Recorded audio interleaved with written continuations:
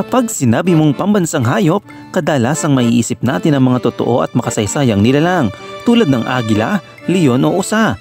Pero paano kung sabihin ko sa iyo na sa Scotland, ang pambansang hayop nila isang unicorn? Paano nangyari yon? Halika at alamin natin ang mahiwagang kasaysayan sa likod ng pambansang hayop ng Scotland.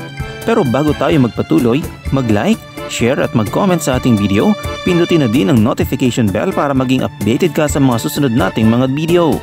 Sa buong mundo, ang Scotland ay kilala sa mga alamat, mula sa multo, witches at syempre sa higanting Loch Ness Monster.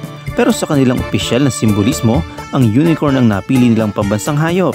Pero bakit nga ba?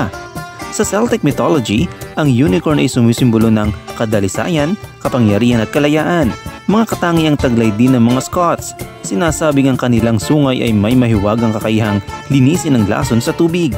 At higit sa lahat, sila raw ay mahirap hulihin at hindi madaling mapasailalim ng kahit sino.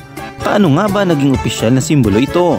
Noong 1500s, lumabas ang unicorn sa Royal Coat of Arms ng Scotland. Sa una, 2 unicorn ang sumusuporta sa coat of arms. Pero noong 1603, nang si King James VI ng Scotland ay naging King James I ng England, pinalitan niya ang isa ng isang leon ang pambansang hayop ng England.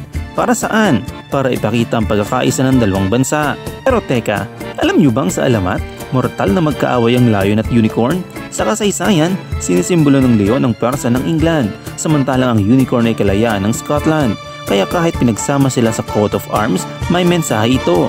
Hindi kailanman magpapasakop ang espiritu ng mga Scots. Siyempre, hindi ito haka-haka lang. Hanggang ngayon, makikita mo pa rin ang mga unicorn sa Scotland. Sa Edinburgh, may unicorn sa harap ng Palace of Holyrood House sa loob ng Edinburgh Castle at sa kahoy na ukit sa St. Giles Cathedral.